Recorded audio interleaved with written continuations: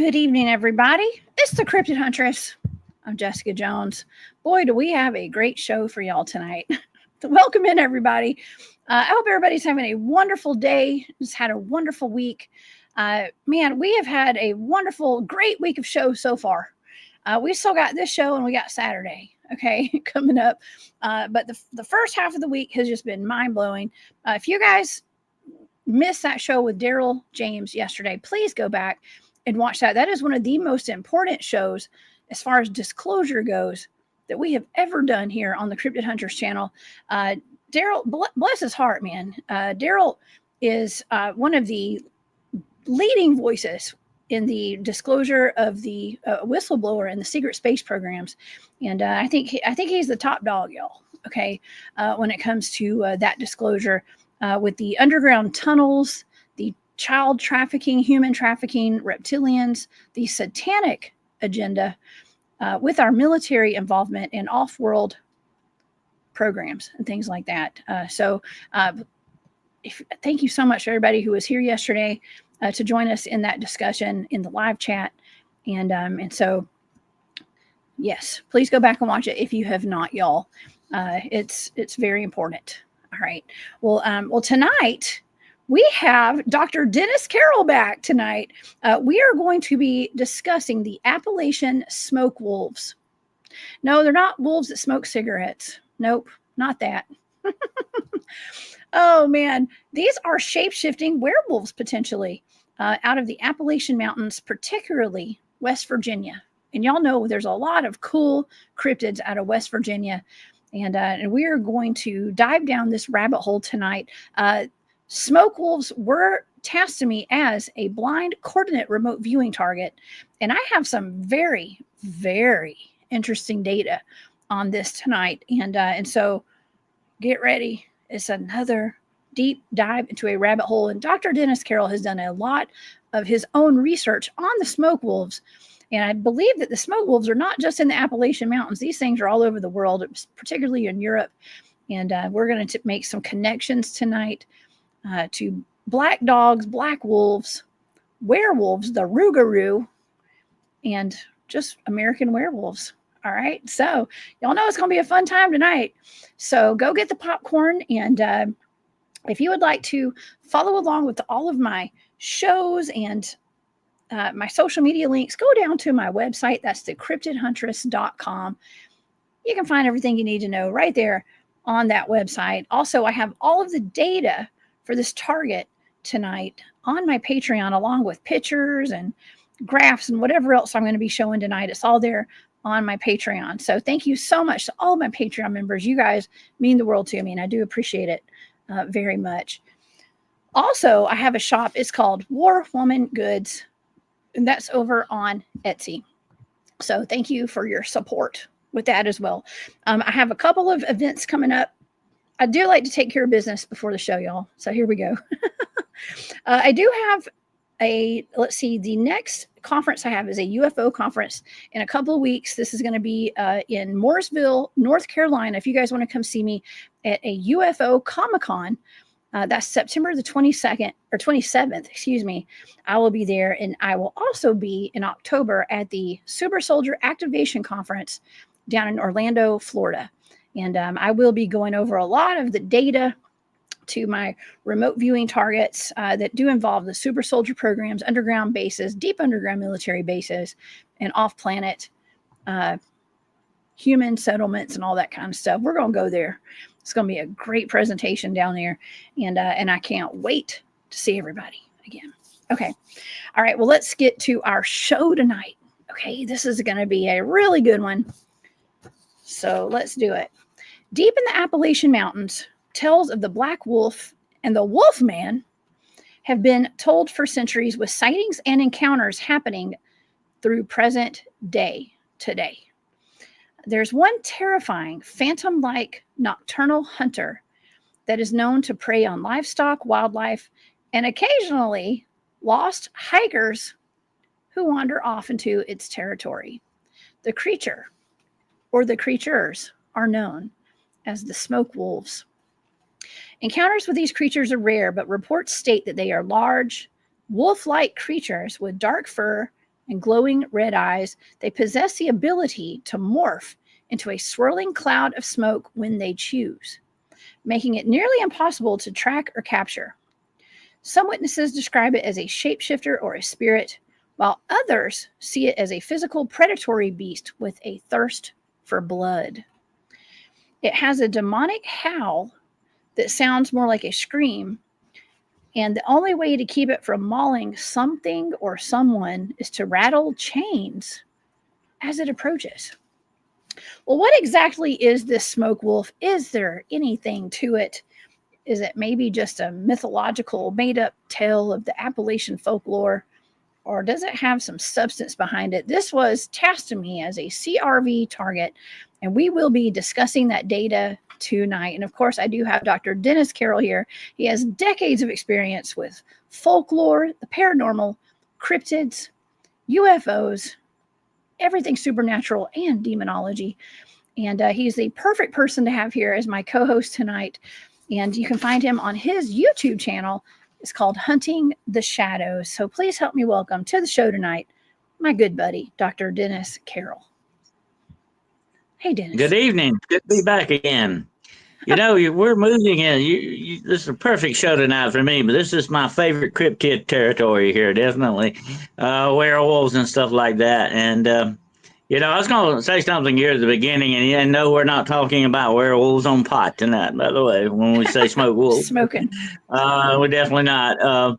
But somebody asked me the other day, Jessica, where does that name Appalachian come from? Appalachia, you know? And I said, well, it's very simple. That people in the Appalachians will throw apples at you. That's where that name comes from, okay? Throw apples at you. They throw apples at you, Appalachians. But anyway. Apples at you. Yeah, that's a good one. Yeah, But anyway, yeah, definitely. Here's the thing about the smoke wolves and all that, Jessica. And I've done a lot of research on them over the years. I've even tracked them. I've tried to look for them, which is really impossible when you think about it. How can you track something that can turn into smoke? Okay, that's Exactly. kind of hard to do. Yeah, but you know the Native Americans, the indigenous peoples of the mountains, back many years ago, had a name for this animal. They called it smoke in the wind. That was the name that they had for it. And that's the way it moves and supposedly disappears, like smoke in the wind. And that's how I think one of the reasons why I got its name, the smoke wolf. But it's not just in West Virginia and Virginia. It goes on down into the North Carolina mountains as well. And, you know, the Appalachians, a very interesting thing about them, and I was talking to somebody about this the other day. You and I have talked about this before. People keep talking about skinwalkers in Appalachia. Okay, I want to clear something up here tonight on that. Okay, they are not skinwalkers. All right, skinwalkers are in the West. They're the Navajo. They're the Yidanalushi. They're the western part of the United States. What are they in the Appalachians? We got one simple word for them: wishes. That's what they are. Okay. But skinwalkers are wishes too. So that's why I never get on people's case about that, because they're just mentioning it with a different name, but that's what these things are. And there is a long history of witchcraft that I can see the Appalachians from my front door. Okay. That's how close I am to it. And there is a very long and studied history of witchcraft attached to these mountains. And these mountains were, you know, as you know, we've talked about this before, Jessica. These mountains back in ancient times were attached to the mountains of Scotland and some of the Carpathian mountains as well. So you've got a long and varied history on this, definitely. So it is interesting in that fact. You're definitely got that kind of activity going on in the Appalachians, without a doubt. And here's another thing we got to bring into a point tonight before I turn it back to you. The people that the Appalachians, not just the indigenous peoples, but the people that came over from Scotland and Ireland and all that, they brought a lot of their legends and a lot of their folk beliefs with them. So they're embedded also deep in these mountains called the Appalachians. That's right. That's right. A lot of folklore. There's a lot of things going on in the Appalachians. I live at the very bottom southern tip of the Appalachians myself. And we do most of our Bigfoot and cryptid field research in the Appalachians, pretty much all of it. Okay. Because there's so much going on there. And I have covered Appalachian werewolves on past shows. You and I think that's one of our favorite topics to talk about together. We like werewolves, don't we? We love werewolves. Yeah. That's your specialty, and it's my favorite. And so I'm not saying the smoke wolves are werewolves, but that is one of the theories. These are actually werewolves. They're not just some kind of, wolf that evaporates into smoke, into thin air. These are actual werewolves that are shapeshifters and potentially shapeshifting. And that's when they turn into smoke, is when they're shapeshifting. But you see a tie in with that, and this is folklore, that even vampires supposedly can do this same thing. They can morph into this mist and all that. And having actually, Jessica, my own self, with my own eyes, seen spiritual things manifesting from the spiritual into the physical, there is a quantum mechanics background to this kind of stuff, if you want to look at it that way. The interesting thing is, science tells us that you can exist in two places at one time. You can be in two realities in one time. You can be in the physical, and you can also be in the spiritual reality. And that's why a lot of times these things, when people shoot at them, they bullets have no effect. How are you going to shoot something spiritual when you think about it, and yet they're existing also. Here's the weird thing, and people cannot get to wrap their minds around this sometimes. The weird thing is they're also existing in the physical world. So that means they can tear you into pieces if they want to. They can actually activate that physical aspect of this. And the interesting thing about the smoke wolf, which is very much like, and I think we talked about this before, the rougarou, kind of like it is a spiritual-like animal in many aspects. And here's an interesting thing about rattling those chains, okay? Yeah, I'll tell you why that is. Okay. Do you remember the Krampus parades that they have at Christmas overseas? They come in with Krampus rattling chains. They rattle chains and bells. You know why that is? Because that is a sound that the demonic hates. It's like a bell. We talked about bells, before being something that drives off demons. Well, definitely that's what rattling chains sounds a lot like too. It is a vibration. A spiritual vibration thing going on that supposedly that's what throws these things. And it's very much like, I don't know if you're familiar with beekeeping, but guess what? One of the ways you can actually capture a whole gum of bees with a washpan and a spoon. You hit it so many times, that vibration throws the bees' antenna off. It throws their ability to navigate, and you can put them in a sack. Well, this is the same spiritual properties that go with kind of things. And also you got that connection, don't ever forget, of rattling chains. And this goes back to Roman times. They talked about this. Rattling chains in haunted houses. Yeah. And ghosts. Yeah. Yeah, that's a common sound that people hear, are chains dragging on the ground. And my goodness, what an interesting connection that you have there, that with the demonic realm and the chains rattling. Okay. Really interesting. It seems like us leading up to getting into the data tonight, it sounds like this is kind of heading in the direction that these smoke wolves might have some kind of demonic background, actually, or something to do with witches, shapeshifters. I mean, that is a theory, of course. But some people claim that they are supernatural. Other people claim that they think they're just wolves. But, I believe that they don't have wolves in West Virginia anymore. Okay. I think the wolves were eradicated back in the early 1900s. From what I was reading, maybe the late 1800s, early 1900s, they were pretty much hunted to extinction over there. They had a red wolf and they had a gray wolf, I believe, that was there. And now they are no longer. Some people think that maybe the wolves had come back, and that's what people are seeing, or actual wolves. Yeah, there were actually, I think, I'm talking about back in history, there was some timber wolves in that area as well. And timber wolves, by the way, are the biggest wolves in the world almost. There were some other wolf breeds. I've studied the wolves over years, fascinating animals, but they get a bad rep, I think, a lot of times for things they do, and that's why they were wiped out many years ago in certain places. And just recently, they have been reintroduced to the Appalachians, especially the red wolf in North Carolina. But anyway, wolves were hunted because they had that bad reputation of being not just animal killers and people killers, but evil. That was where they looked at these things. They considered them to be something evil. And that is the direct tie that you have today with what we have called, and we've talked about this on a lot of other shows before, the werewolf is based in demonic darkness. That's what it comes from. That's what it is. Now that's different than having a curse of the curse of the wolf on you. That's different. The Italians call it the lupo mano, the wolfman. That's a different thing, and we'll talk about that in a little while. But that's a different thing than the werewolf.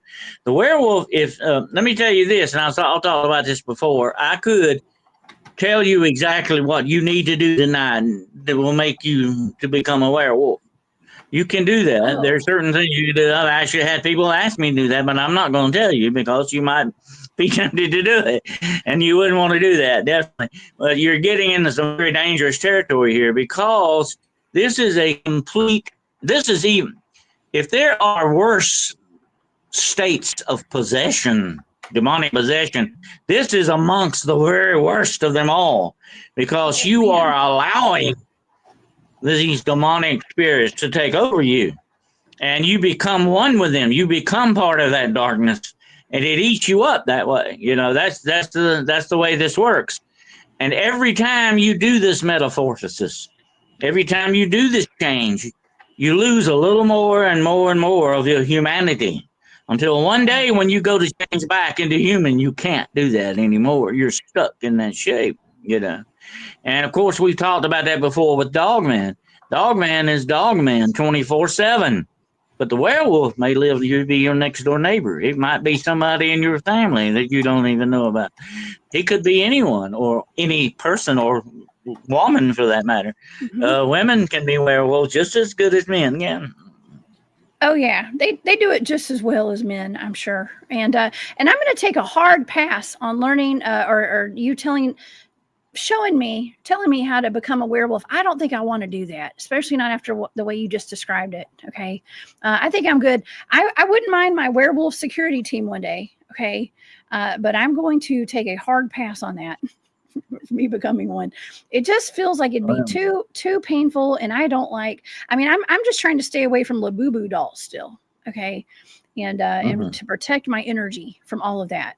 Okay. Last thing I need is to become a werewolf, Dennis.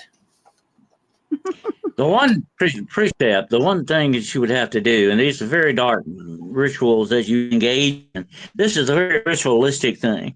But just at the very beginning of starting this stuff, you would have to either murder your child or your sibling or your mother or father. You requires a blood sacrifice of your blood. But that can be a relative's blood in place of your own blood.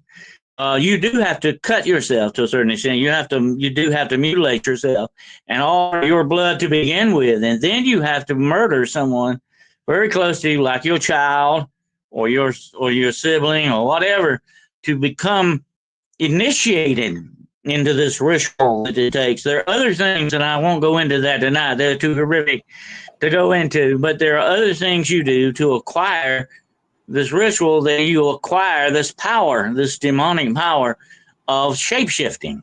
And you can shapeshift. Jessica, we don't really talk about this much, but there are many, many legends and stories of werebears, people who turn into bears.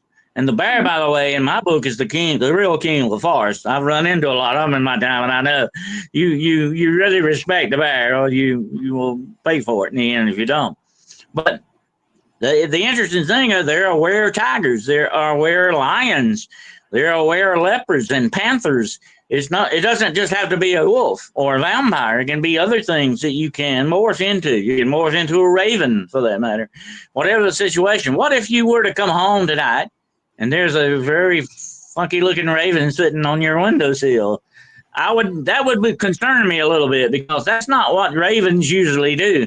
Maybe that raven was sent there for a purpose, and that's what when you look at kind of these things going on, Jessica, wherever rituals are involved, a lot of these things are sometimes sent out. They are ritualistically brought forth from darkness to do certain things. They have certain missions, like that Dogman thing that we talked about. It was in the graveyard, digging that grave up.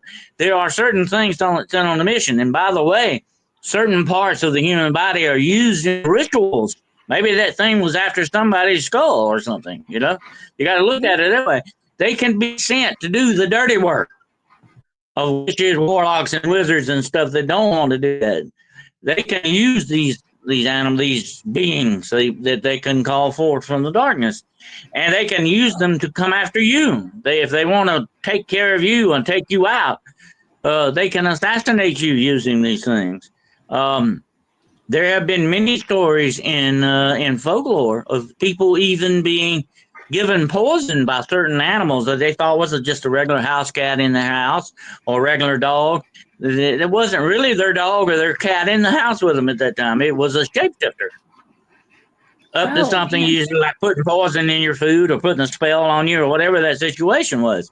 That's what happens with these things, and that's why they call forth these things. But you have to do terrible things to acquire this power. Things that normal people do not want to do. Absolutely. Yeah. Oh, man. Okay, well, maybe I don't want a werewolf security team anymore.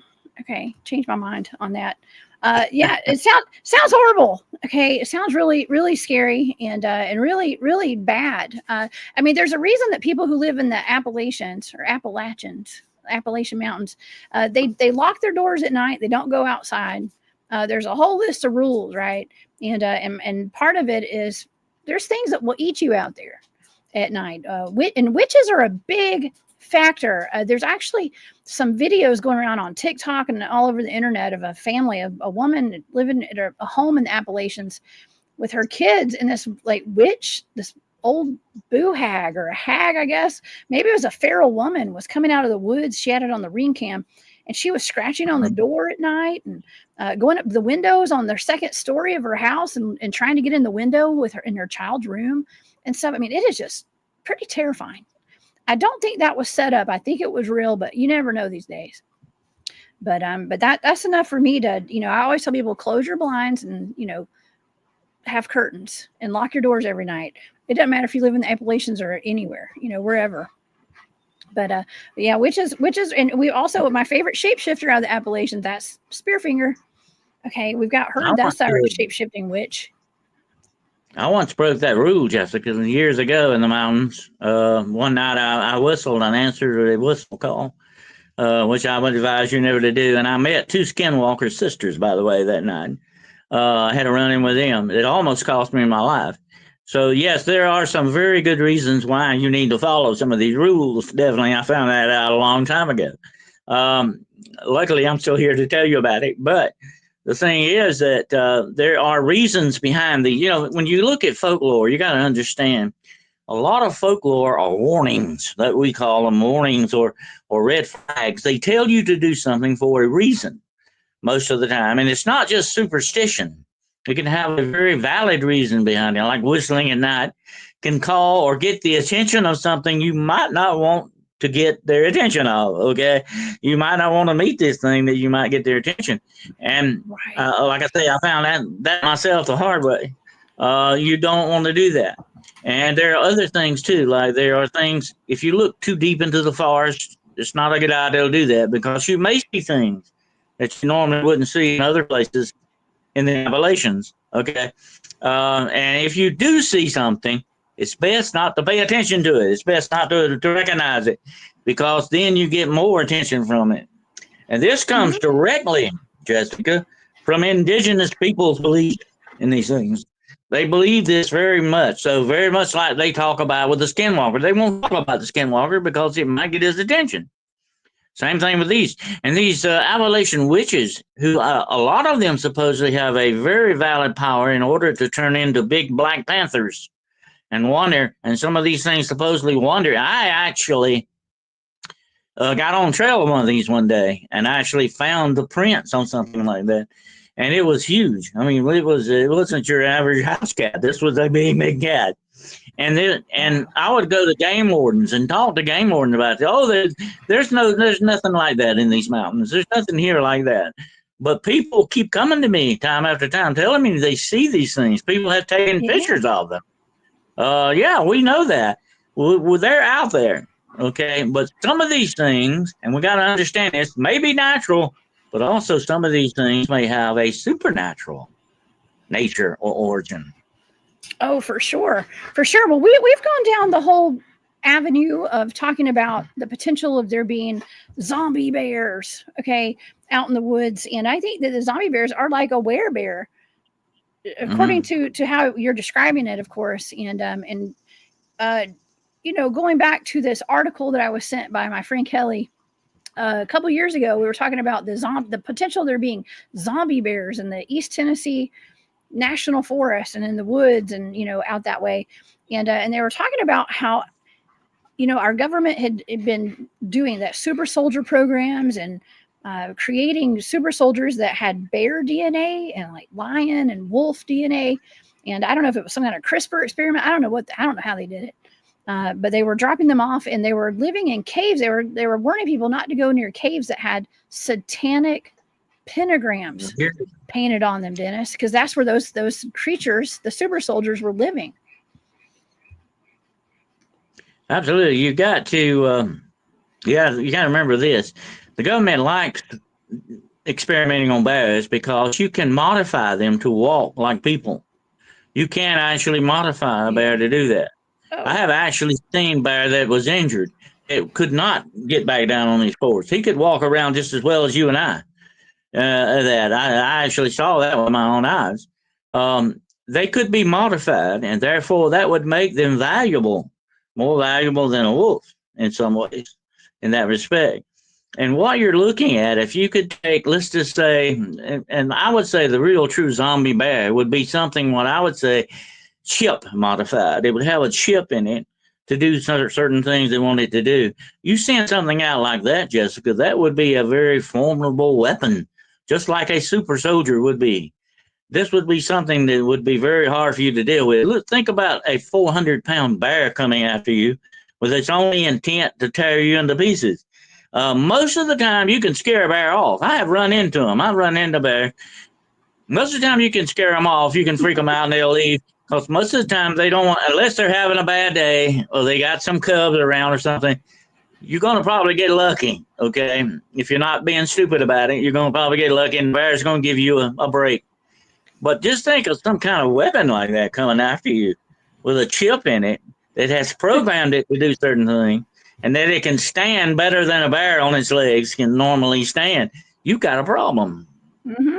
Oh yeah, and I was talking with Daryl, my friend Daryl, yesterday on the show, and he was talking about the, you know, ETs being cyborgs and, you know, being part robot basically, and we, you know, I've actually kind of thrown that out there before, like, you know, maybe some of these dogmans, maybe some of these cryptids that we're encountering across, you know, the world, really mainly here in the United States, maybe they are cyborgs. You know, we talk about clones and cyborgs and being controlled by another force, like by humans basically, or ETs even.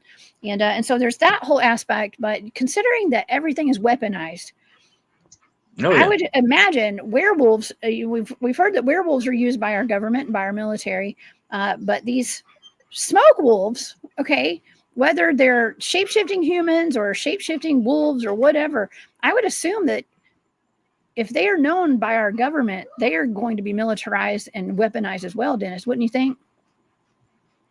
Well, it'd be kind of, I think, hard to weaponize a smoke wolf, okay, because he is a spiritual type being more so than a physical thing. We do know that the government definitely weaponizes animals. Look at dolphins. Look at all the other animals that they have used in their research and warfare, actual real warfare that they use. Even dogs have been used for centuries in warfare. So have horses. Animals have always been a weapon used by governments and stuff. Why would they stop with bears or tigers or lions or werewolves and here's I heard this was supposedly said once by a scientist. If we don't have a werewolf, we can make one.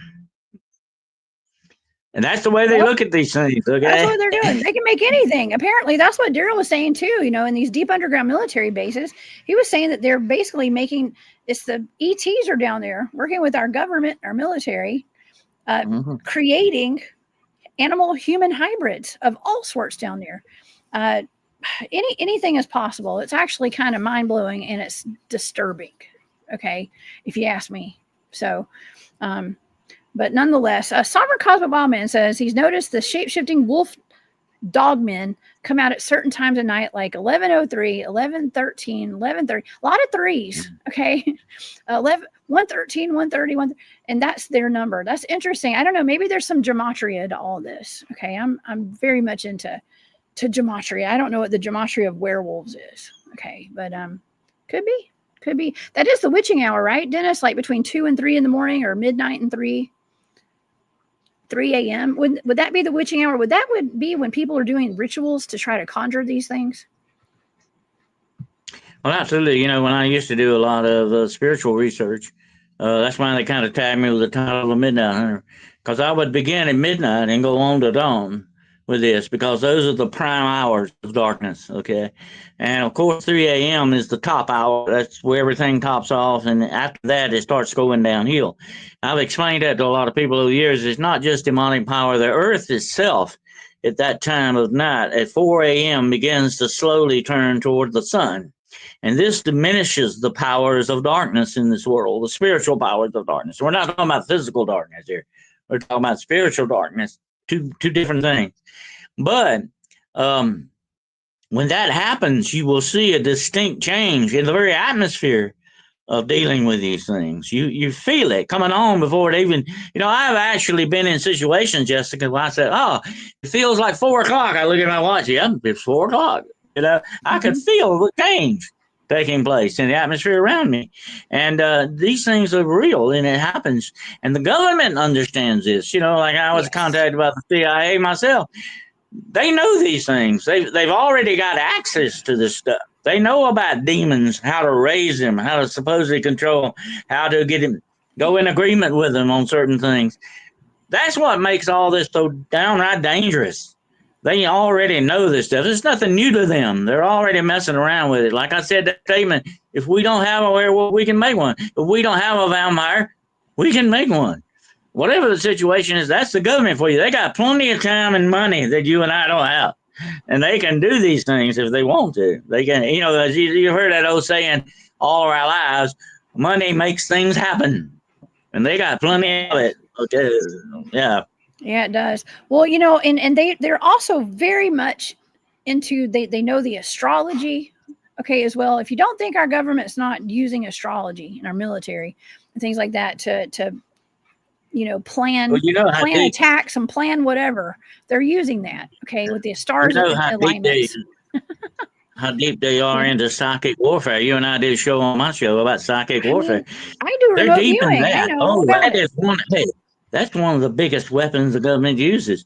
Remote control, remote viewing. The list goes on and on. Any kind of psychic power that someone may have, the government wants to utilize that for their own purposes.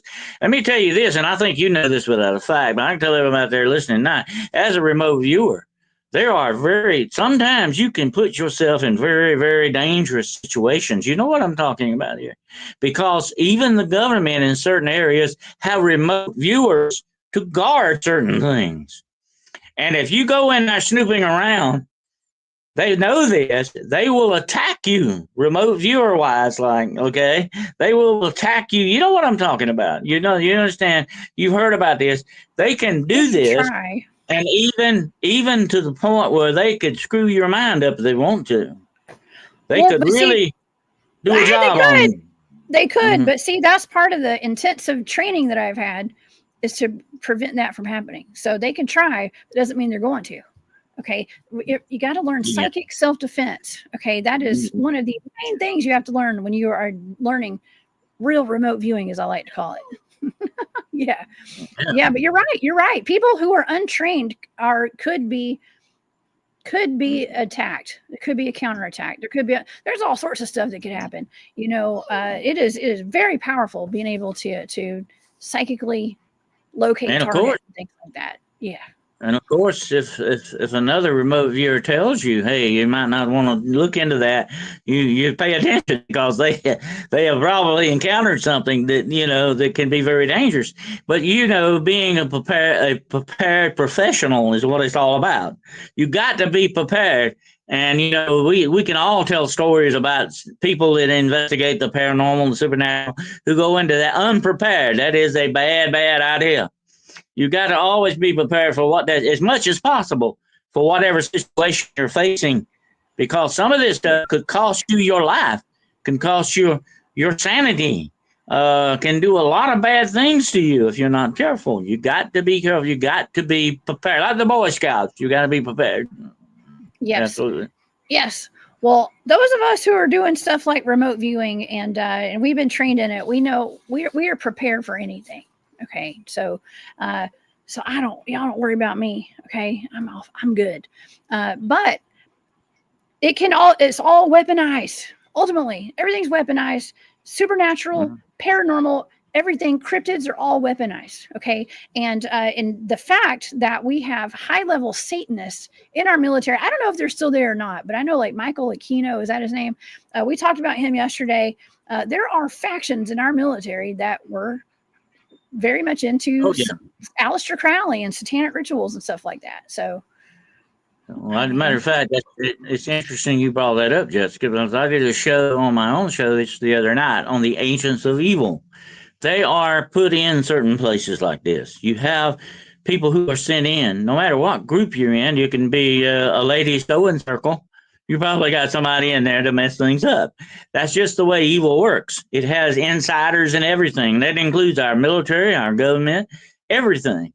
You've got them working on the inside. That is the actual way evil works in this world, folks. If you think that they don't, then you better wake up, because that's a different ball game altogether. And they are in there for purpose. They are on missions. They are sent in there for reasons. I have talked to ex-witches who have actually attacked people with spells and hexes and do that kind of stuff as training to do things. That instead of like, like a book, like you said, you've been trained with remote viewing. They are trained with messing up people, destroying things, or giving out hexes, curses, and all that. Yeah. They can be trained that way too. Yeah. Oh yeah. And there's the whole moral side of it as well. It ain't right. Okay. It ain't right to do that to people. But, I mean, our military was doing stuff like that, and stuff. So never put it past our government. They're always there.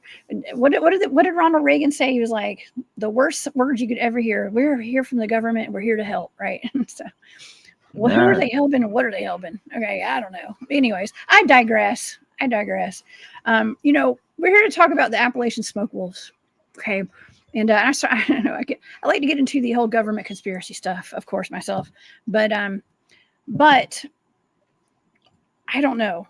I don't know. Should we maybe get into some of the remote viewing data? Because what we're talking about right now is actually in my data, Dennis. This is really odd. It's kind of odd. Because I saw that Margaret in the chat a while ago had said something about they work with moon rituals, okay, the phases of the moon and stuff. And we're talking about maybe even in our government, maybe the military. That is actually in my data for these Appalachian smoke wolves. Okay. Well, I talked about this on Chantel's show today. I did a thing on witchcraft, the war of witchcraft. And they are launching warfare against us, okay? There is a war going on in this world. It's a secret war, but it's not that secret anymore, okay? But there is a war. They're doing this stuff to us. And we got to remember something about witchcraft. Witchcraft is not it's not a religious belief, okay? It is a profession. It is just like, carpentry or something else. Is something you work at, and you can do it in different ways, but it all comes down to magic, and magic is nothing but bending reality to the way you want it to go. It's a manipulation of reality.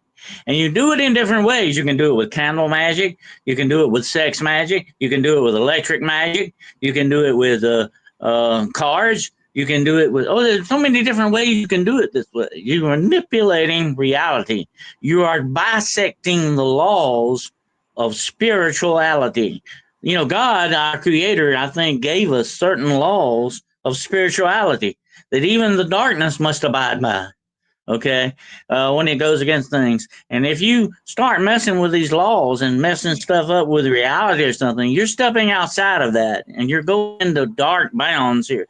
You're going into dark places, just like you would if you were calling up something like a smoke wolf. Okay, you do certain rituals because there are words involved with it. There are plants many times involved with it. There are candles, colors. The list goes on of the different magics that you use in these certain things. And one of the biggest things that you use in ritualistic stuff are the phases of the moon and the stars and astrology and all this other stuff ties into all this stuff. But also you use words. Words are power. That's part of the ritual thing. You start doing this chant, and you're manipulating not only with words, but you're also visualizing in your mind what it is you want. So what you're doing is not only sending the words out with the power of your physical body, you're also sending the words out with the power of your spiritual body, of your spiritual self. You're doing this, the only word I can say, psychically is what you're doing. Part of what of the ritual is. And that's why these rituals are done at certain times of the night, certain times of the moon, whatever the situation is, whatever it is you're wanting to accomplish. These rituals are put in place to do this. But there are other very bad, horrific things you do in conjunction with a lot of these rituals, especially the darker the ritual, the more darker the stuff it requires you to do. That's just the way it works. Oh my God. Terrifying. Very terrifying. And this data actually for this target was disturbing. Okay. It was a little disturbing. And I was, after I was told what this target was, I questioned if I ever wanted to talk about this actually publicly, but I know that we've been getting into, we'd like to talk. I love werewolves. Okay. I love werewolves. And I mean, it kind of falls in line with some of the other stuff we've talked about as far as shapeshifters go and stuff, but it's got a really dark kind of theme going on with the data here. Okay. And it lines up with exactly what you have just discussed, Dennis. Okay.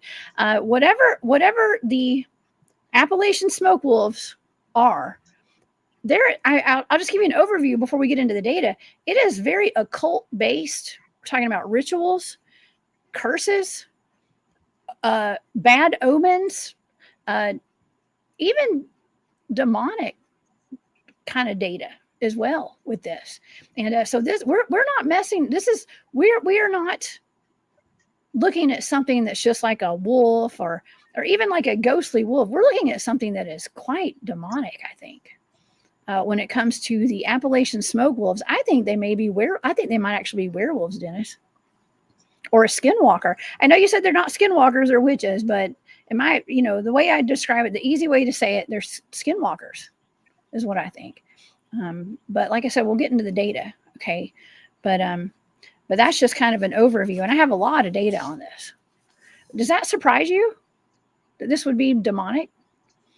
Not at all, because that is where the power base is that you plug into to get this kind of stuff. It is the demonic. That's what all of this is geared toward. You're opening demonic doorways and acquiring this power. You're making contracts with these dark forces to do certain things and to acquire certain powers and abilities. I think I listed this one time. There are many different dark gates of witchcraft. You can acquire the ability to fly. Yes, you can fly. You can do that. You can levitate and fly. You can acquire that ability. You can acquire abilities of the mind where you can actually go into people's minds and you can actually go into their dreams. We call these dream witches, by the way. You can go into people's dreams. You can astral project yourself into these things, okay? And that's why I warn people, don't play around with astral projection, because you're doing whether you realize it or not, you're messing with witchcraft. Okay, that's what you're messing with, and you got to be very, very careful with that. Anyway, they can do that. There's many different powers that they can acquire. They can acquire powers to even manipulate your mind and get you to think of what we've talked about before with vampires and stuff. That illusional glamour. Okay, and I talked about this on the show today. When a woman sits down and puts on her makeup, she is, guess what she's doing? She's manipulating reality. She's performing magic here. Oh, okay, man. She's making herself look different. Yeah, I mean, she's making herself look different. I'm putting on my war paint. I put on war paint. I don't put on a ton. Okay, but I don't know. I'm a Southern lady, Dennis. We were taught to do that. All the Southern ladies down here. I mean, most women I know wear makeup. It's a ritual. It's a ritual. Okay. If you want to look at it that way, brushing your teeth is a ritual. Okay, so hopefully everybody does their toothbrushing. That's a ritual too. Yeah, every day. Yeah. I hope everybody does it. Ritual. Okay. The thing about rituals, Jessica. The thing about rituals is they can become habits. Okay, that's what you got a habit of brushing your teeth, or you got a habit of doing something. Did you know when you get up in the morning? Pay attention to this tomorrow morning. When you get up and you put your shoes on, what shoe do you put on first? A lot of people don't think it depends. I usually do my left foot, but it doesn't matter. You used to put the right foot on, right shoe on first. That's just the way some people think. I think I do. But some people may be backwards now. But that's the habit you get in doing. You know what I'm saying? It's like a ritual. You have a certain ritual you do every morning when you get up. That's just the way it is. You fall into the habits, and that's what rituals can be. But now, this makeup thing I'm talking about, they're doing an illusional glamour here. Okay, that's what you are. Although it's not magic. It's not magic. It's not magic, but it. Yeah. I'm just saying. I think I don't want to scare my audience away by not wearing makeup. Okay, I'm just saying. I mean, if it's glamour or whatever, it's too bad. I guess we're doing it. Okay. Well, I guess I'm doing it. Being able to makeup is part of being a woman. Definitely, we all understand that. Definitely, but. That is a form of ritual, illusional glamour that you're doing, although it's not magic and it's not bad. But now take another step into that. If you were using real magic, you could get me to see you as any way you wanted me to see you. You could look like Taylor Swift if you wanted to, or you could look like somebody else. And I would see you that way because you have manipulated my reality. Yeah. And that's never a good thing. That's not a good thing to do to people. That's bad when you do that to people because you are changing their reality without their permission. Yeah, that's true. Well, I was watching a case on TV one day or on the internet. I don't really watch TV of a couple that was based out of China. I think it was China. And the lady had a lot of plastic surgery and her husband didn't know. And when they had children, the children they didn't look anything like her or him, and the husband got mad. I don't know if he it was a big thing. Okay. Because he felt like she had tricked him. Okay. That's not what she had looked like. And their kids ended up not being as good looking as he was expecting, I guess. Okay. Bless their hearts, y'all. Bless their hearts. But anyways, I get it. Okay. And what do they say? Guys joke around about how they say to take your if you're going on a date on your first or second date, take your the girlfriend swimming. Okay, so her makeup comes out. You see what she looks like. Anyways, pro tip. Okay, for all the fellas out there. But anyways, okay, I digress. That is too funny, Dennis. We do have fun conversations over here for sure. But it's great to have a light mood because we're about to get into some pretty dark data. Okay, for these Appalachian smoke wolves, it's very dark. It is. And I wanted to tell you. I guess we'll start off. I'll go ahead and start going over a little bit of the data because when the sensory data, before I could even get my ideograms written out, I kept hearing malice. It was so loud. I kept hearing malice. And then I was like, and I thought I was like malicious before, and I couldn't get those words out of my head as I was writing my ideograms. It was so loud. And so that is the first thing that I heard. The first thing that when I got into this session was malice, malicious, dark. some of my sensory data. Avoidant, hiding, lurking, conjured was in the data for my sensory data as well. There's a few other words in here, but let's just stick with those. Those are some of the key terms that I wrote down for my sensory data. Okay, that's kind of rough right there. Okay, right off the bat, I knew this was a really strange target when I first got that sensory data. Now, so in my analytic overlay, as I got into this, let's take that down. And some of my analytic overlay, which is like me trying to make sense of some of the sensory data, I wrote down bad character, up to no good, volatile, violent behavior. I was seeing like tall grass in a grassy area. I wrote hell, devilish trio, moon and moon ritual was in my data, satanic panic, bad omen, the conjuring, cursed. I mean, seriously, this is the data. And it says below ground, underground, and tunnels I was picking up on. I was actually picking up on the next page, you're going to see I was picking up on like underground sewer lines and stuff. So that's, I mean, it's just kind of gross and dark, Dennis. What do you think so far about the data? Does that make sense? I think that pretty well falls in line with a lot of this stuff, absolutely. And, you know, when we talked about the government involvement, and we're talking about a lot of these underground bases and tunnels and stuff like that, the only way the government could ever weaponize a smoke wolf would be someone who can conjure that thing up. And they could be working for the government to do these things. That's the number one way you would weaponize a smoke wolf, okay? Yeah. And if it's coming out of tunnels or places like that, that might be a very distinct clue that there is something like that going on with it in some place, you know? Yes, absolutely. Okay, well, so I'd mentioned for my drawing, I drew what looks like maybe the opening to like a drainage ditch or something. And I was picking up on like sewer drainage pipe ditch, a drainage pipe ditch is what I wrote down. And I was smelling something that smelled really stinky and bad, like sewage. And I wrote ritualistic altar. Okay. So I was seeing a ritualistic altar with candles, books, and blood. Occult rituals, basic. I wrote, I'm going to cuss. I don't like cussing on my channel. Okay. But I'll say I wrote basic bitch and basic witch. I couldn't understand what I was hearing. Bitch witch. Bitch witch. The ditch witch. Yeah. It was the ditch witch. Okay. That is actually a witchcraft terminology thing. The bitch witch. Yes. The bitch witch means the head witching. Okay. But anyway, go ahead.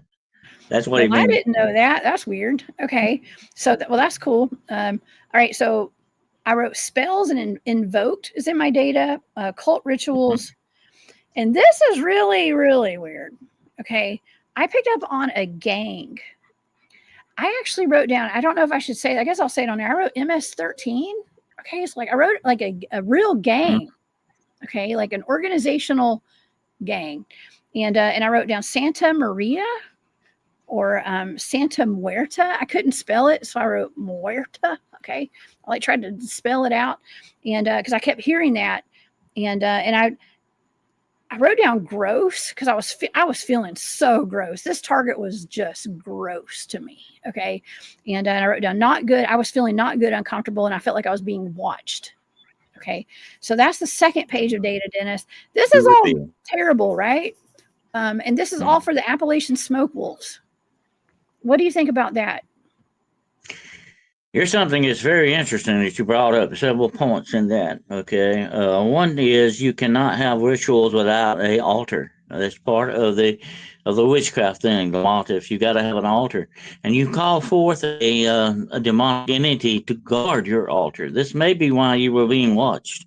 If you actually saw this altar, because it is considered an unholy relic of what they do.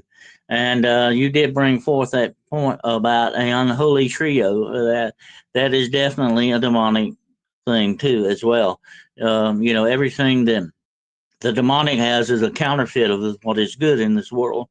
And they have an unholy trio, like a holy trinity. They have an unholy trio too. Okay, and that's interesting. You brought that up. Also, the ritualistic part of this that you mentioned, and here we'll say this about it: there are definitely gangs like MS-13, like other gangs, and even motorcycle gangs like the Hells Angels and all that. Why do you think they call them Hells Angels? They were into satanic worship, and they hide behind. Here's another thing: like a lot of people will look you in the eyes and tell you, "Oh, you're just a conspiracy nut. You're making all this stuff up and all kind of stuff." And they say that's what they say about satanic panic. The true satanic elements hide behind that satanic panic because it changes the narrative to what they want it to be. Oh, that's not real. Remember what a very famous preacher said once, years and years ago. I think it was Cotton Mather said this. He was a witch hunter, I think. And this is what he said: the power of the devil is that no one will believe in him.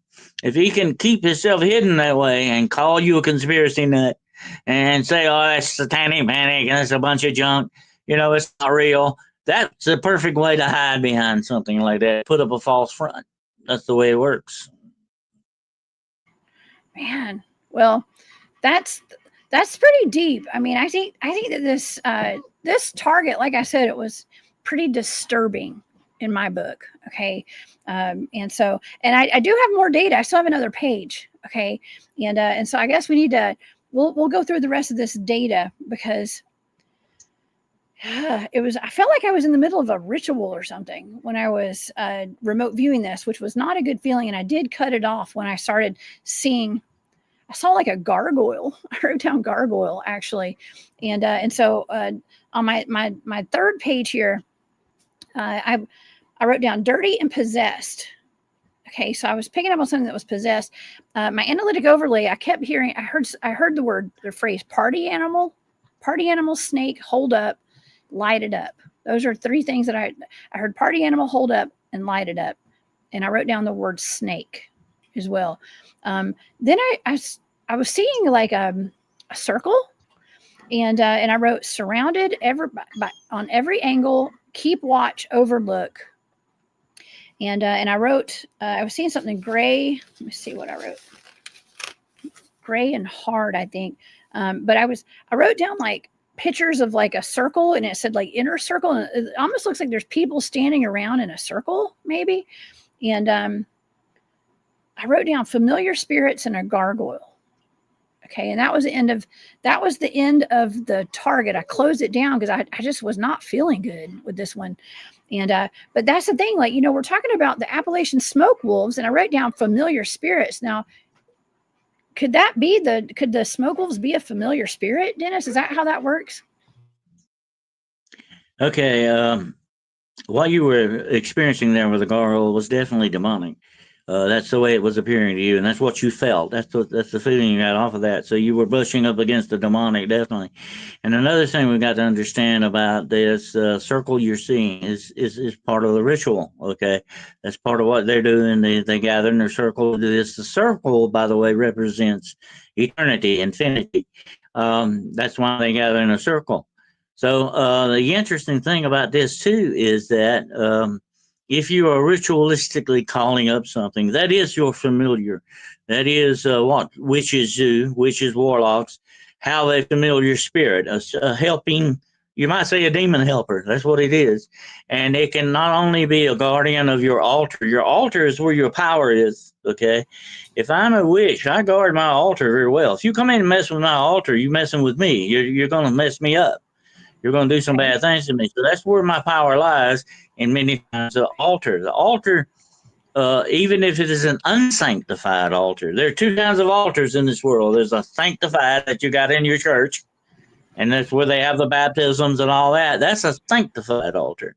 Then you have an unsanctified altar, but they both can be defiled in different ways, of course. And that's what you guard. And demons are put as guardians over these altars. And I think that's what you saw in this remote viewing. You got a glimpse of an altar, and you got a glimpse of what was guarding it. And it was their familiar spirit that you were dealing with.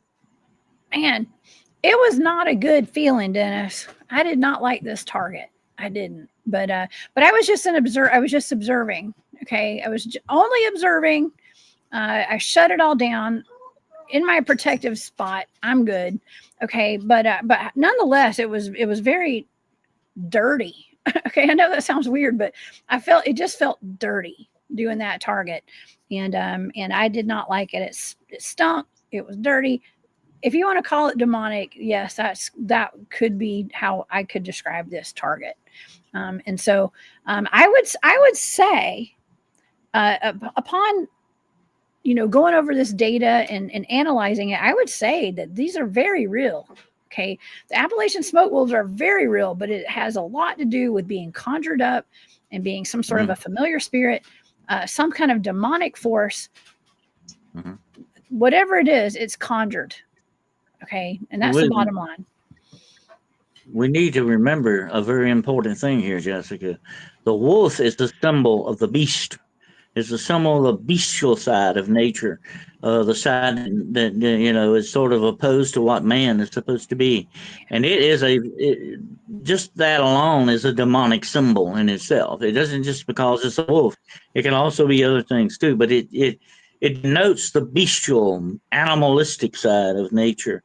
And that is directly tied in with the demonic in many ways, because you got to remember this about the demonic. This is going to blow your mind when you think about it. They are elemental spirits. They are like elemental. They are tied into things like smoke, air, water, fire, whatever it is. They have elements to them. They use these elements, and a smoke wolf would definitely be one of those elements. It would be the element of smoke or air is basically what you're looking at here. Smoke is nothing but visible air. Okay, you got to look at it that way, and that's one of these things. That is a definite elemental spirit when you think about it, and that's what these things are. Oh man. Well, I mean, I think it's really interesting that the data was so aligned with almost like satanic ritual and witchcraft and stuff. We talk about backwoods cults quite a bit here on the channel, and even I've discussed Corpsewood Manor. That's one of my favorite things to talk about, and one of my least favorite places to go. I don't like going there. Okay, and I've been there before, and it is not comfortable going there. It is a place where there's a lot of cryptid sightings there, a lot of ritualistic. They call it Devil Worshippers Mountain up in North Georgia, Tryon, and this reminds me of that. I've warned people, Jessica, about going there. It is a cursed place. It is a cursed land. Be very careful when you go there. And my advice to you, if you ever do another remote like this, that may have even some kind of a remote demonic connection to it, that you do this from inside a circle of salt, would be a good idea to do that. Of course, you know how to protect yourself, but it still wouldn't hurt to have a good bumper like that, just in case. But you're running into some very dark things. You need to be, of course, you know what to do. You're prepared for these things. But it's never good when it happens. That's why you got that dirty, dark feeling out of this. That's what that is, The first demons I ever saw, I described them as what? Dirty balls of light. And they weren't bright. They were dirty, dark-looking balls of light, if you can understand that description. But anyway, that's what they appeared like to me. And I've seen them appear in that way in other instances as well. They're not good things, and you feel that down into the deep part of your soul when you run into these things. You get a feeling of that moral compass in you, that spirit compass that's inside of you goes kind of haywire, and you know it. Like I was talking about earlier about feeling when it was 4 o'clock. You can feel these things sometimes before you ever see them or ever experience them, but that's the way you're made. Mm-hmm. Oh yeah. Oh, yeah. This is an interesting comment. Zarathi says, smoke wolves remind me of the kitsune? I don't know if that's how you pronounce it. Foxes from Japan, shape-shifting into smoke. Yeah. That's really cool. I mean, when I was thinking of these smoke wolves. Yeah, go ahead, Dennis. In the Far East, you have shapeshifters that are foxes or tigers. Yeah. Both of them are sort of the equivalent of werewolves here, in that respect. And another thing that I was going to make a connection with it now. You mentioned this, I think, in one of your things, the church ground. We've talked about the church ground before. The ground was actually a sacrifice made in the graveyard to sort of as a guardian spirit, sort of as a familiar that were put in this graveyard. And they were always buried in the northeast corner, and they were buried with chains on them to keep their spirit there. Okay, oh gosh, as guardian, as guardians of the graveyard or wherever it is, And so church grims could be a good connection with the smoke wolves as well. It would be interesting to correlate some information and find out if smoke wolf sightings are anywhere near cemeteries or churchyards. They are. Well, I did a show about a month ago on devil dogs. Now, could these be the same as a devil dog? I mean, there's places up in like East Tennessee and all over Tennessee and Kentucky, all over the South. We've got devil dogs all through the Appalachians. I think they could be the same thing, Dennis. I think they could be very similar, and they're often spotted in cemeteries. Black dogs with red eyes, or orange glowing eyes, or red glowing eyes. Mm-hmm. Well, the one thing about that in the connection with hellhounds, which are two completely different things.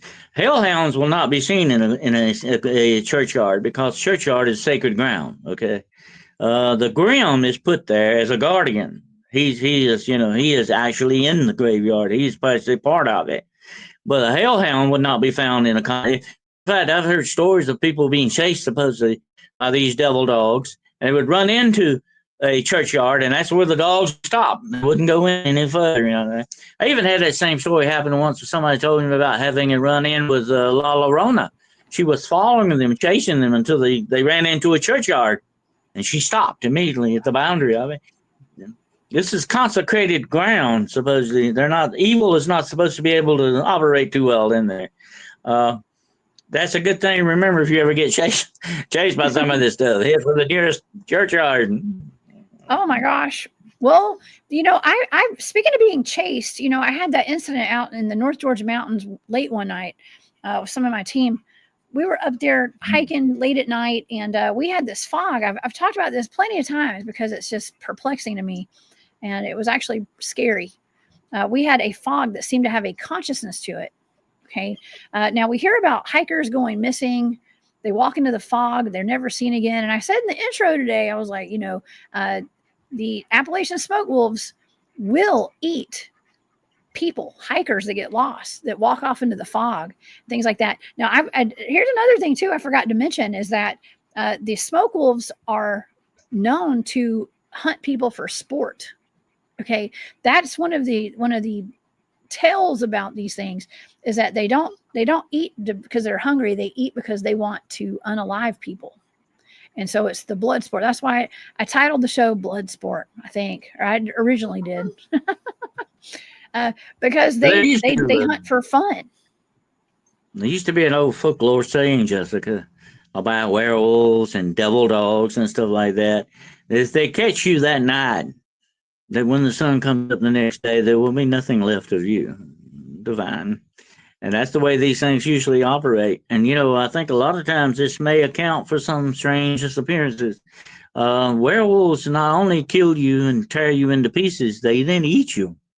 That's just the way they operate. And I wouldn't think the smoke wolf might be along those same lines in some ways. He might devour you, and so there's nothing left of you when the sun comes up next morning to find. That's interesting. And, I said this on the show not long ago. We do not have that many werewolves. I think I saw a werewolf one night. I was in the mountains of North Carolina, and I saw this thing. And the only reason I'm here to tell you this story is because he didn't see me. Okay. And here's why I've said this before. There are not that many eyewitness accounts of werewolves. Somebody asked me the other day, why is that? I'll tell you why. Nobody ever lives to give them. That's the way it goes. You're very, very incredibly lucky if you have a real run-in with a real werewolf. And what I saw that night was definitely a real werewolf because Dogman, as far as I know, doesn't wear a shirt and pants. I don't know. We get cases. I know Javier with Cryptid 559 has seen what he believed was a dog man wearing jorts. I like to call them jorts, ripped jean shorts. Okay, and so, but I mean, of course, that could have been a lichen. It could have been a werewolf of some sort, but he said it looked like a dog man. So, Really interesting. Now, I like this comment from Sovereign Cosmic Wildman. What's up? He says, there are parallels with all of these smoky shapeshifters. In Middle East, they're called jinn, being of smokeless fire. Well, the jinn, Yeah. the jinn are very more spiritual things, and they are supposedly made out of smokeless fire. The jinn, basically, although there are some jinns that don't fit that pattern. What you're dealing with, I think, and here's another thing that just made me pop up in my mind about folklore. It said the darkest deeds of deviltry and witchcraft are done on nights of a fog. It seems that whenever there's a cover, whether it be a natural or unnatural cover for these things to operate under, they will do that. So be very, very wary on nights of a fog, very dark nights when it's foggy and you can't see good and all that. That's the perfect night for evil to be about, supposedly, about its business, whatever it's up to. I've actually experienced that in my own life. I've had some very interesting experiences on foggy nights, and I noticed that's a correlation with some of this stuff. Evil likes that, I think. Yeah, I think they use that as a cover. Yes. So, yeah, and there's been so many reports, Jessica, you and I have talked about over the years about these portals being around fogs and strange mists that happen and occur at times like that. And that doesn't surprise me with your story about being a foggy night. That's the perfect time for it to show up. And evil can show up at any time. It can be broad daylight. You can never run into things in broad daylight, okay? It doesn't have to be night, but it likes night better because it draws a power off of the physical darkness that's in this world, and it empowers it more. That's what it's working off of.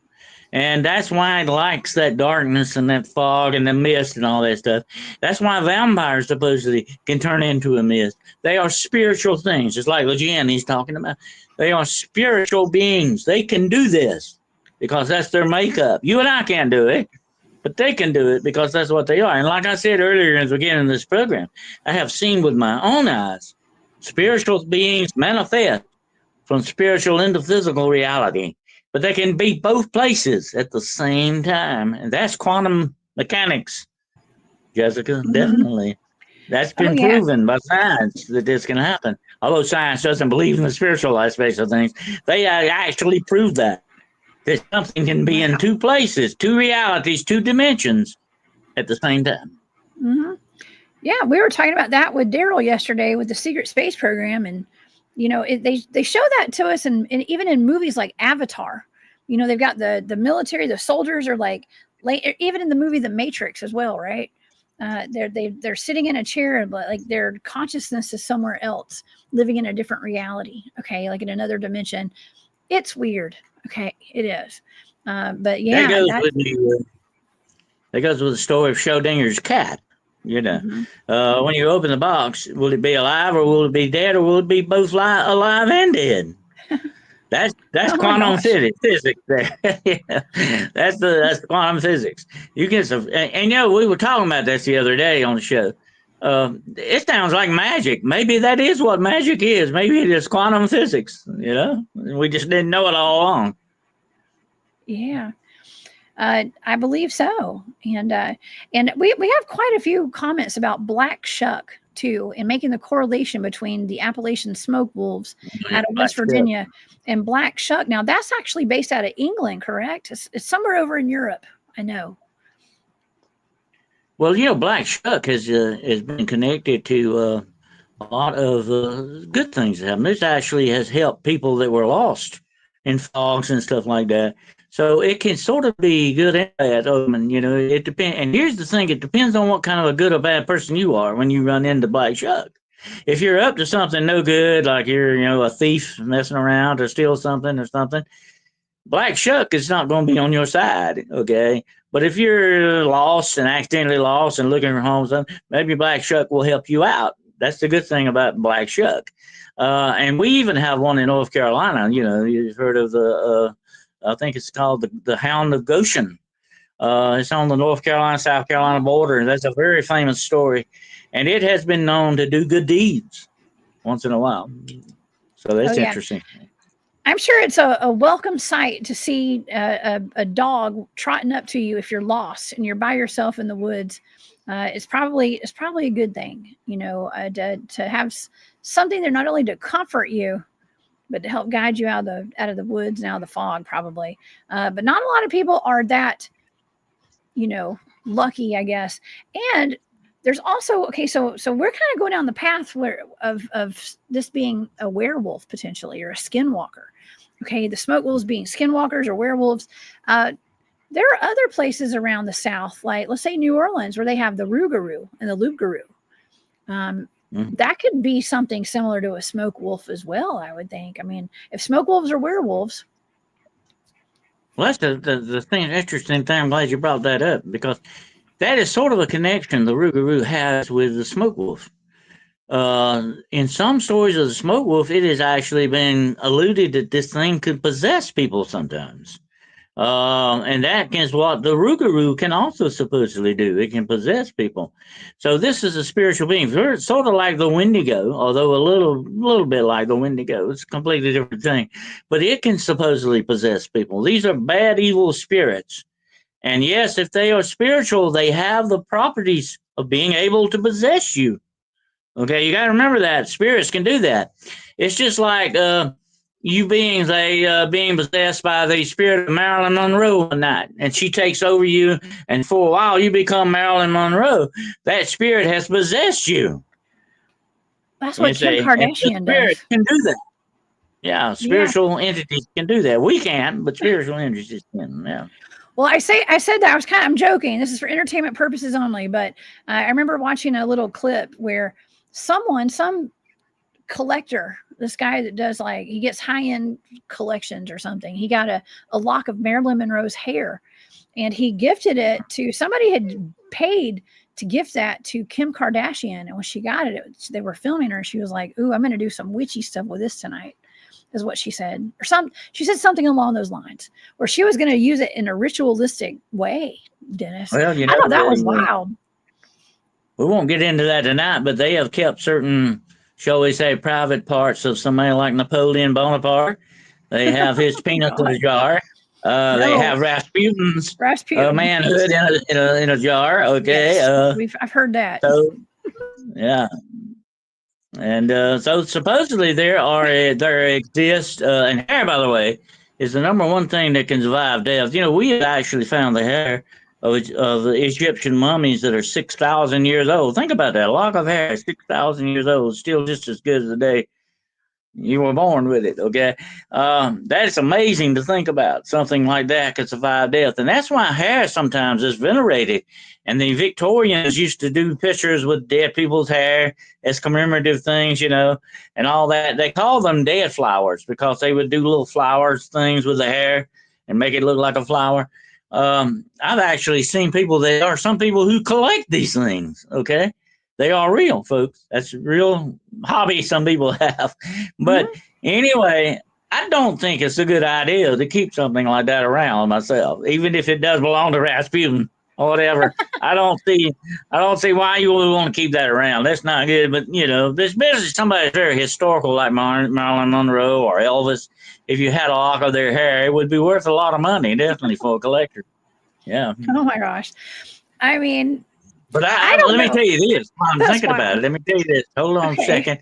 Did you know you can hire people, professional grave robbers, to get you a lock of Marilyn's hair if you want it, if you pay enough money? Oh man. I mean, I would assume that's a big business, especially in Hollywood. I mean, I hate to be, this sounds really morbid, right? But if you think about it, all these famous people that die, imagine, people going in there and getting clips of their hair. I mean, that's worth a lot of money, I would assume. I mean, any kind of body part, I would assume. I mean, man, I don't know. Maybe collectors. It's probably not just Hollywood. I've said this before about collectors. Most of the time, they got more money than they got sense. Okay, that's what it is. If they want something, they'll pay dearly for it. But there are professional grave robbers who will do that for you. I think somebody paid for the skull of Elizabeth Barrett Browning, and they broke into her tomb and got it. How many other people are missing parts that we don't know about? because somebody wanted to pay enough money for it. What would you pay for the skull of Edgar Allan Poe to have sitting on your desk? Think about it. If you had the money, you could buy anything. What would you buy with it? You know? That's true. A And part like that? people that have a ton of money and, they probably do stuff like that, like, well, I don't know. I mean, what is that? Is it the Skull and Bones Club at, what is that, Yale, I guess? I don't know, whatever college that is. They've got Geronimo's skull. Okay. And I know we've mentioned that before. But it all goes back to occult rituals, Dennis. It all goes back to the occult. And I feel like our nation was built on the occult.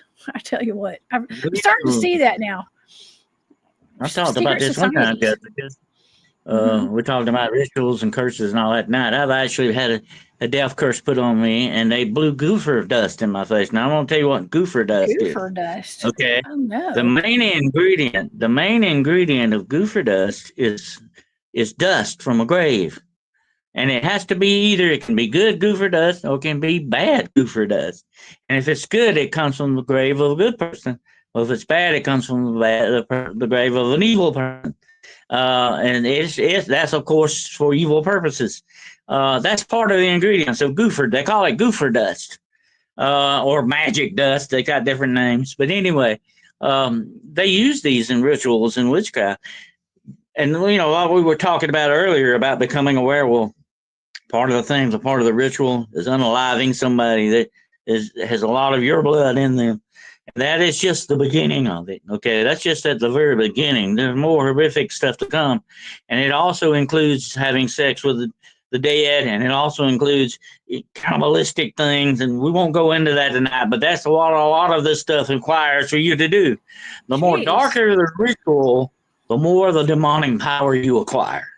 That's the way it goes. The more you're willing to sell out to that darkness, the more you will get for it. Okay, but it comes at a terrible price. That's the point I want to make. But these things are real. But in order for that curse to work on you, it's very important that you believe in it. The belief is the trigger that they pull on that.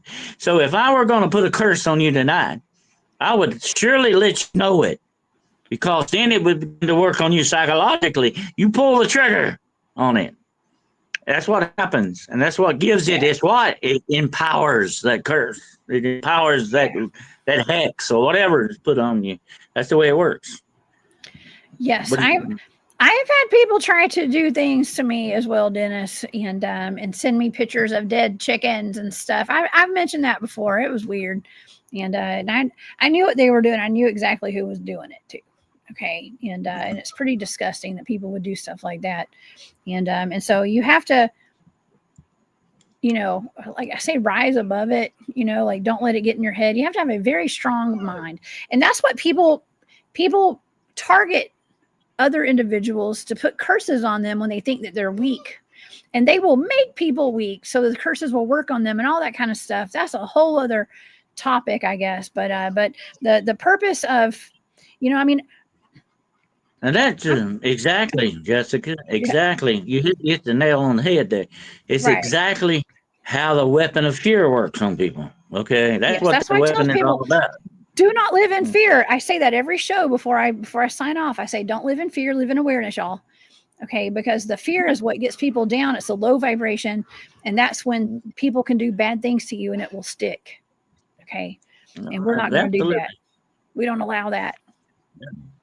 And fear can trigger these things if you let it, and fear can work for you, though. It can work for you if you use it the right way. If you use it to motivate you in the right way, it can work for you, not against you. Okay. It can help you run faster if you need to, or whatever the situation is. It can help you that way. Okay. So fear, it depends on what it does to you, is how you let it affect you. That's the problem with fear. But the number one thing you got to remember with all of this stuff, and like I said, if you come home tomorrow and there's a dead chicken hanging on your porch, you may have a problem, but only because you what? And I tell people this, told people this over the years, Justin. I mean, people all over the world that come to me with these problems, I tell them, here's the key. Listen very closely. This is the key to dealing with all this stuff, okay? Always remember this and keep it on the back burner for you to use, okay? Okay. Fear and all this other stuff plays into this formula, but listen very closely. Here's the key. Evil, darkness, whatever name you want to tag it with, whatever label you want to put on this bad juju stuff, okay, it can only work against you with the power that you give it. Oh, yeah. You have to empower it. Do you not understand that? Power. You are the trigger. Yeah, you are the trigger. They can only have the power that you give them over you. Mm-hmm. If you authorize them to give you to have that power over you, then what happen? Don't do that. Right. Don't take that away from them. Yeah, take that away from them. We don't give them the ammunition. Yes, we have gotten to where I know a lot of people, even in the chat, sometimes everybody's like, I do not consent. Okay, I do not consent, and I mean it. Okay, I mean it. So yeah, you just don't let it. Don't give it the power. Don't feed into it. It's like you got to starve it. Okay, if you feel like you've even got evil eye on you or bad energy, I'm pretty good. I actually just banned somebody from the chat earlier tonight. Okay, like somebody was putting some weird comments in there. We're just going to ban it. Okay, we're not going to put energy into that kind of stuff. Okay, and that's how we have to live our everyday lives, y'all. Okay, right, Dennis? That's right. Absolutely. That's right. One thing we got to remember, the most important thing is we have authority in our lives, okay? We have authority. I think it's God-given. I think it's a God-given right. We are born. You may not have been born in this world, Jessica, with $1 million in the bank or a big yacht or a big fancy house or fame and glory and all this stuff. You may not have been born with that, but you were born with certain rights. I think God-given rights. Constitution didn't give them to you. Man and Congress didn't meet together. I feel that you were given these rights by your creator. And one of the rights that you are given is the right to freedom. And you have authority with these rights. This is a spiritual law. We need to do a show one night on nothing but spiritual laws. People need to understand these. These are spiritual laws, just like physical laws in the universe, okay? They work both ways, okay? We got to remember this spiritual law states that you were given freedom and authority over these things. You have been given that, and you need to exercise it. Don't let these things push you around. Don't let them bully you. You don't have to take it off of them, okay? You have authority. You have power over that, That's what you got to remember. Yes, we can't. Listen, this is a time in my journey, my life. I've always been a passive person. I used to be a kind of a passive person, and I'd let people play in my face and like be rude and stuff. And I'd just be like, okay, it's not worth it. But it's time to take a stand, y'all. And I'm not saying get up in people's faces and stuff, but don't let people walk all over you. Okay. Don't let people disrupt your peace. I think that's the big thing. Just don't allow people to disrupt your peace and to try to cause chaos in your life.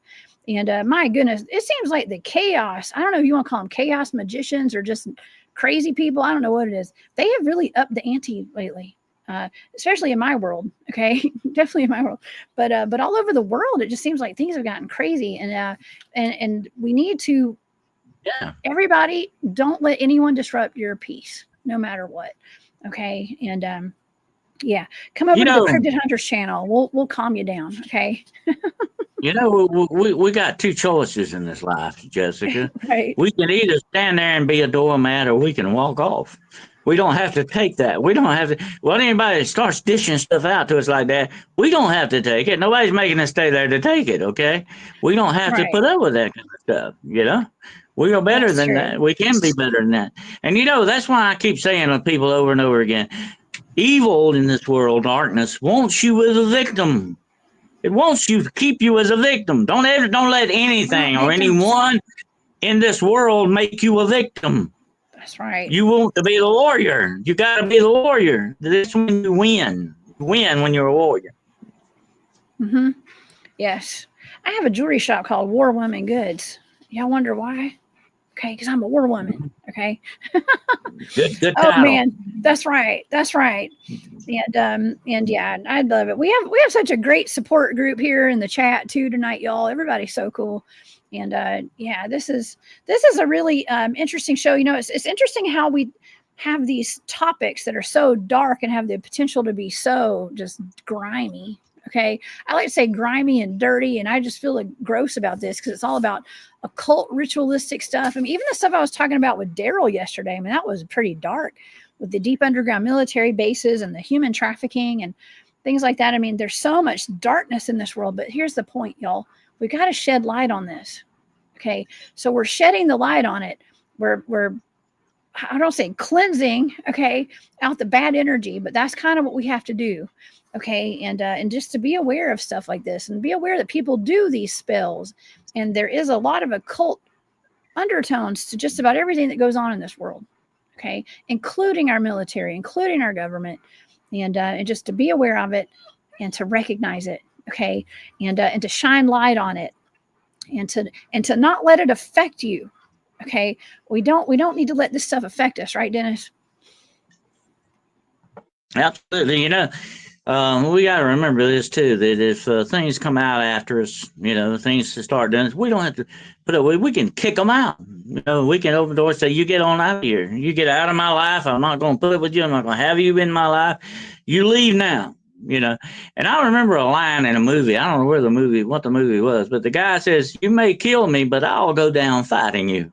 And that's the way I feel about it. Okay. You may get me in the end, but I'm going to go down fighting. And that's the way a warrior thinks. That's the warrior mentality, folks. And that's what you got to have to survive in this world against not only physical and spiritual darkness, but against all these other things that are stacked up against you. And all that. You got to remember, that's the warrior mentality. There's nothing wrong with having that. That helps preserve you. That's another one of those rights that you were born with. Okay? We need to explore that one day, too, in another show. All the rights you were born with. Don't ever let anybody invalidate those rights or try to ever take them away from you, because they were given to you for a reason. They are part of you. Oh, yeah. Definitely. Yes. Well, I'm here to empower everyone. Okay. And I want us all to win here. Okay. And I want us to be aware of all the things going on in the background. Okay. Because there's a lot going on in the background. A lot of people, a lot of forces working against humanity right now. Just a lot.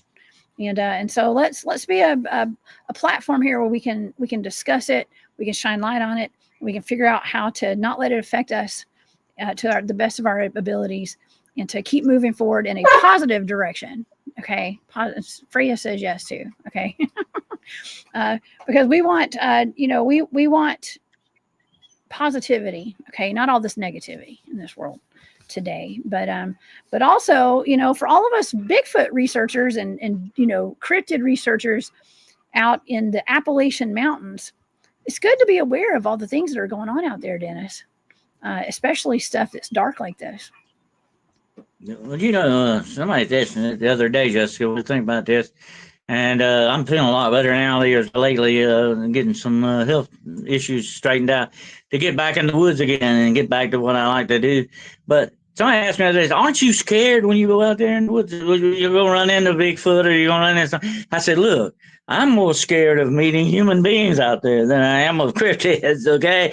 I'm more wary of that. And who knows what governmental influence is going on out there too, okay? And we got to be aware of that. Yeah. But there's a big difference between being scared and being aware, being, careful. That's a big difference. Being scared, being fearful puts a hold on you. But being careful does not. Being careful and being aware and all that stuff is good, because that gives you a leg up in the saddle, as I like to say. It gives you, you're ready to ride with it, But don't let fear will hold you back. Fear will work against you. Always try to have, whatever the situation is, whether you're looking for cryptids or you're looking for whatever the situation, always try to do it as an advantage to you. Make sure you're at the advantage point on it and not the other way around. That's the main thing that you got to work with, definitely. Oh, yes. We have a very international audience here tonight, too. What's up, George? I think he's over in the UK. All right.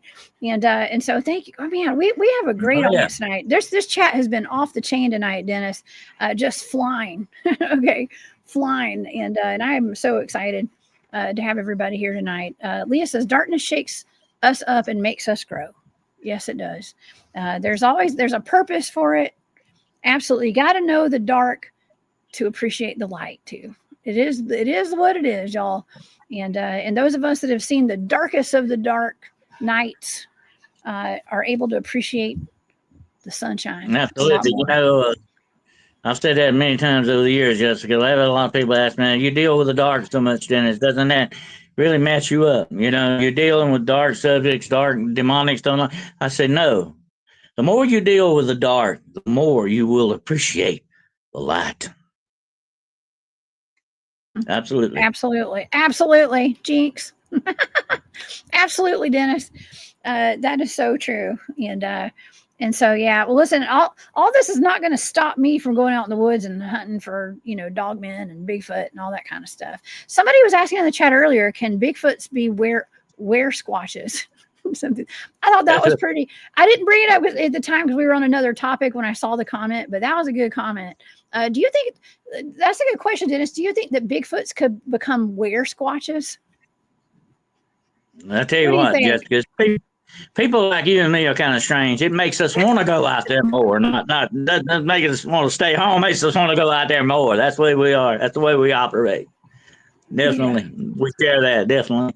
And the more you look into this stuff, the more it just it's like that book that used to read to kids, Curious George. The curiouser and curiouser you get. As Alice said in Wonderland, and that's the way I am, and I think that's the way you are. A lot of us researchers are that way. It makes us want to know more.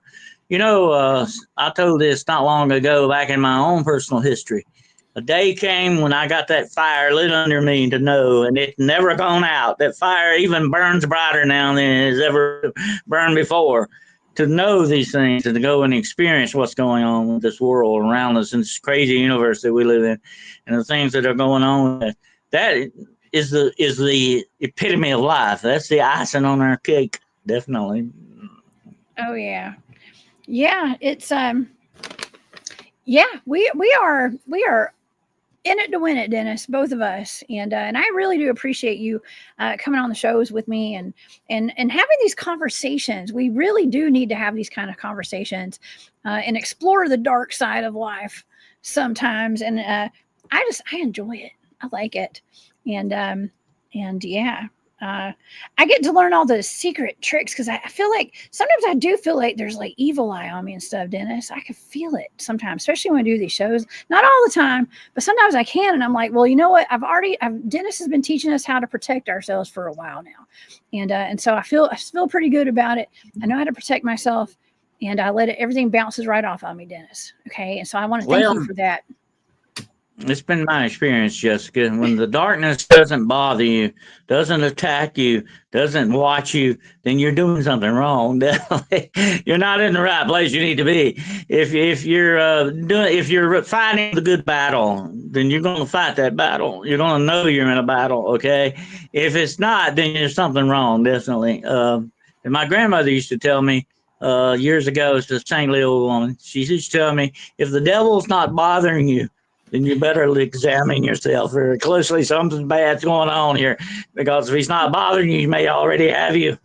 And that's what it is. So when we catch the interest of evil, and it keeps looking at us like, what are you up to? What are you doing here? And it starts attacking us. We need to know we're in a good place. Definitely. Absolutely. Oh yeah. Well, like I always say, y'all, let's don't live in fear, and just keep exploring, okay? Especially my people that are in the chat tonight that are field researchers and stuff. I mean, if we're already out there with a potential were-squatch, I'm just kidding. That's the funniest thing. I'm sorry, can't get over that. A were-squatch. I've never in a million years thought. I mean, because humans, that would be like a zombie, right? Almost like human, or I guess a werewolf. That's what a werewolf.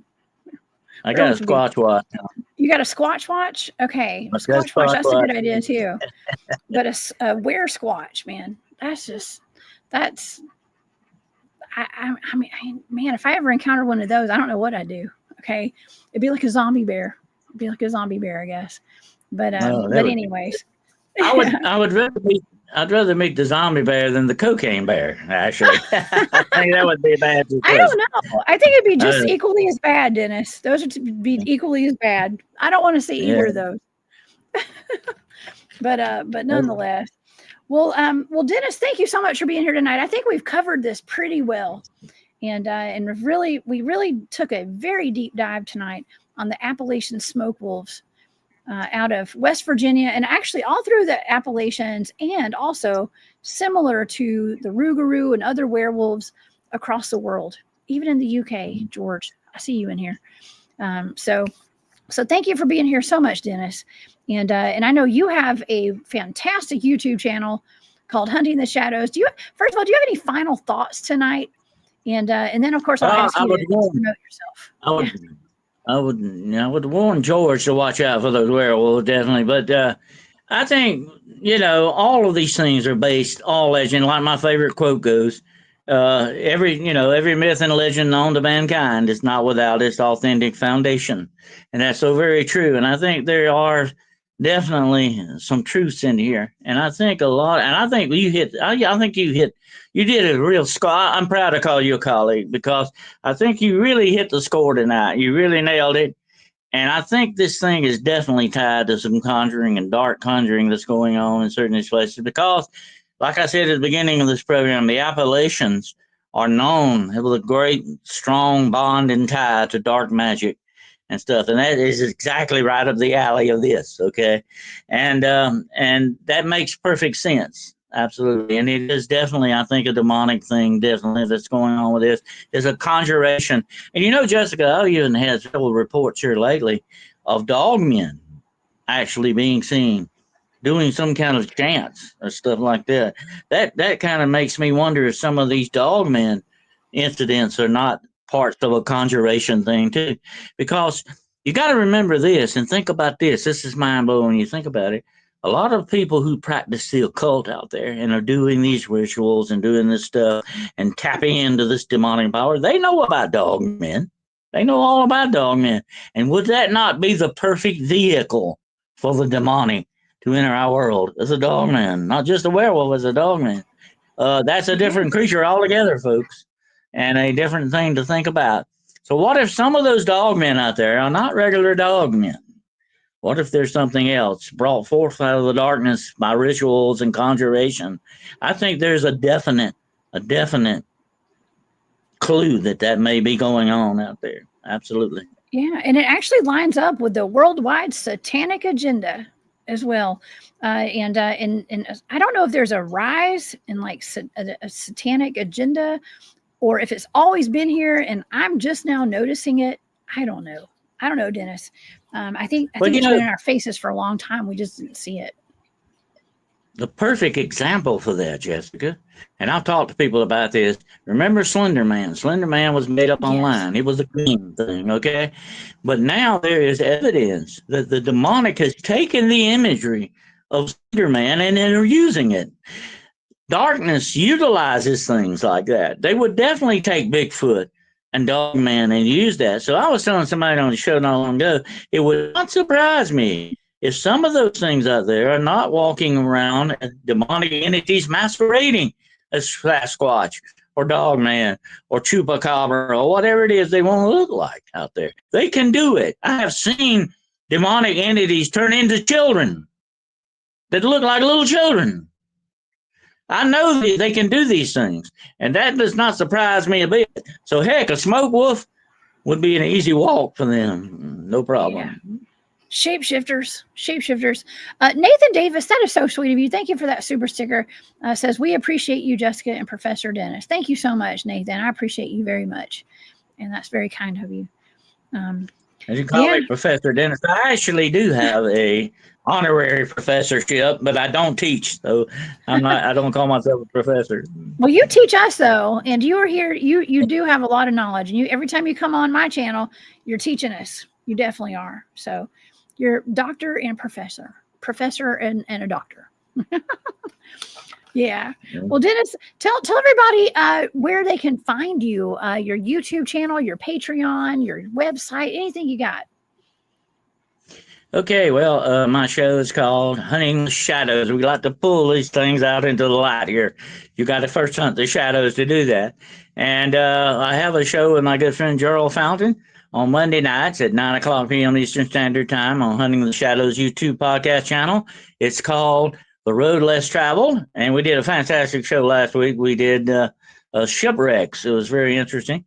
And I think you showed up in the chat for that one, Jessica. Anyway, I did. Wednesday night at 9 o'clock p.m. Eastern Standard Time is Hunting the Shadows. The show I did last night was on the Dark Agents of Witchcraft. If you missed it, you might want to go check it out. It's on my channel as well. And tomorrow night at 9 o'clock p.m. Eastern Standard Time, I will be doing Paranormal Point of View. That's where we talk about movies. We just do answers and questions and do all that kind of stuff on there. So that'll be at 9 o'clock p.m. Eastern Standard Time. And yes, I do have a Patreon, and it is open for business. And we do have a membership on YouTube as well. Got a lot in that one. And you can reach me if you ever need to for any purpose, whatever. You can reach me at denniswcarroll.com. or denniswcarroll@gmail.com if you want any kind of consultation. I have a paranormal supernatural consultation service. I go along, I help people with questions or whatever. If you just want to tell me a story or whatever you want to do in that. My books are available on Barnes & Noble and Amazon. Just look up the author, Dennis W. Carroll, and I think that's it. Wonderful. Yeah. Dennis, thank you so much. And yeah, I did hop in your chat last night. I was listening, and that was a great show. It was Monday. I don't know what day it is, but yesterday or Monday. I can't remember. I guess both shows. Okay. What is today? Thursday. Okay. You've had 2 shows this week. I've had 2 shows this week. This is my 3rd. Oh my gosh. And we started school, Dennis. So my son started school. I am so discombobulated. It has been an adjustment. It has been an adjustment getting back into school and having to get up early every morning and go to bed early. Okay. So takes a while to get back in the swing. Yeah. Oh my gosh. I know I'm having to reorganize my life right now, to do the school thing. Tomorrow, it'll be nice to have a weekend with no school. Okay. But nonetheless, Dennis, thank you so much again for being here and for going down this rabbit hole with me tonight. Yeah. I always enjoy myself. Thank you. That was wonderful. All right, everybody. Well, thank you all so much for being here tonight. If you guys would like access to that remote viewing data, there's more data there. I just went over the main key elements of it, but it is over on my Patreon. If anybody is interested in becoming a member of my Patreon, I want to thank all my members of Patreon, all my members of my channel with the Hunt Club here on YouTube as well. Thank you guys so much for all your support. It always means the world to me. And I want to thank everybody who was in the chat, all my moderators that were here tonight, for all your help. And I appreciate each and every one of y'all. Please don't live in fear, y'all, and live in awareness. And I hope that everybody learned a little something. And don't be scared to go out in the woods, y'all. Okay. Don't be scared to go out in the woods. Just be aware. Keep an eye on your kids. Okay. And I will see you guys back here on Saturday night as we go on the hunt at 10 p.m. I can promise you it's going to be a good time. So I will see y'all then. And Dennis, I will see you next time. And we'll see you on your channel tomorrow night. All right. Nathan, thank you for the super sticker tonight. And I will see you guys later. All right. See you, Dennis. Bye, y'all.